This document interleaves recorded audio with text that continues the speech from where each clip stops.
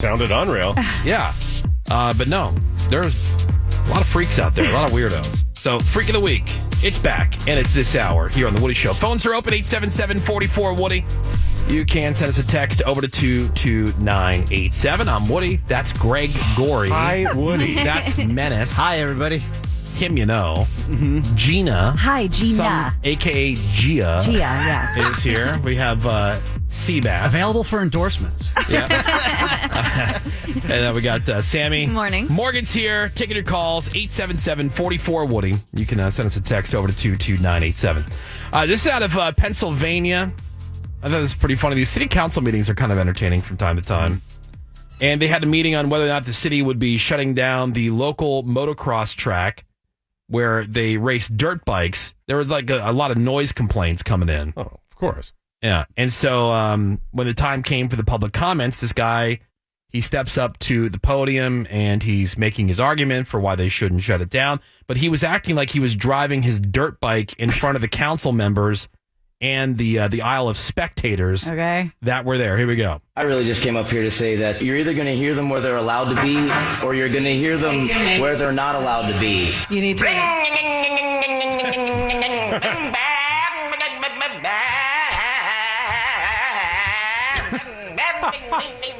Thank you for the entertainment. All right, is that it for public comment? Anyone else?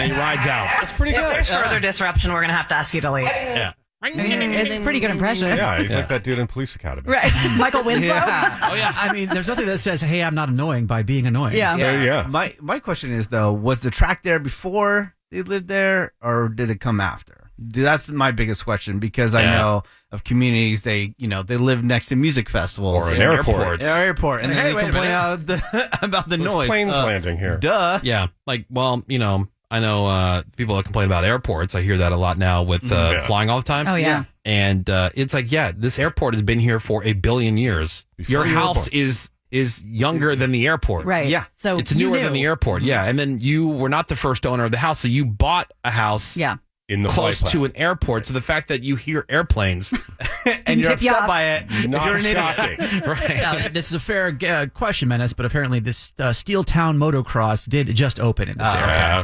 Okay. All right. Yeah. I mean, So this guy's got a point. yeah.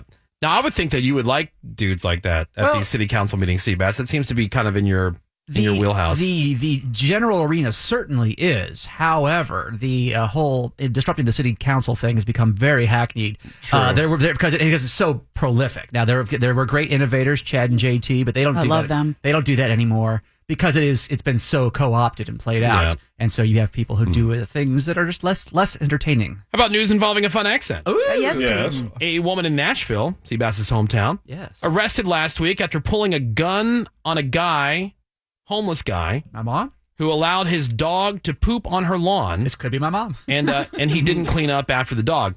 I don't care about any of that, whatever. I mean, who cares? But some of the apologist neighbors are talking about what happened. And again, warning, fun accent ahead. We was coming down the road and it was all types of police over here. It ain't never nothing like that go around here. You could tell that he was shook up. It's very scary. I mean, I would have been feared for my life, I would say. When you're homeless, you're not carrying around bags. You might be carrying your clothing bag, but not a bag to clean up poop. I don't think it would have hurt this lady's yard for a bit of poop to be there. Yeah, whatever. Just like poop in this lady's yard. Yeah, it's the soft bigotry of low expectations, sir. They have free bags everywhere. Well, I mean, even if you're homeless, then you know what? Maybe you shouldn't have a dog. Well, no, homeless love dogs because it is number one protection and number two sympathy. It really bothers me.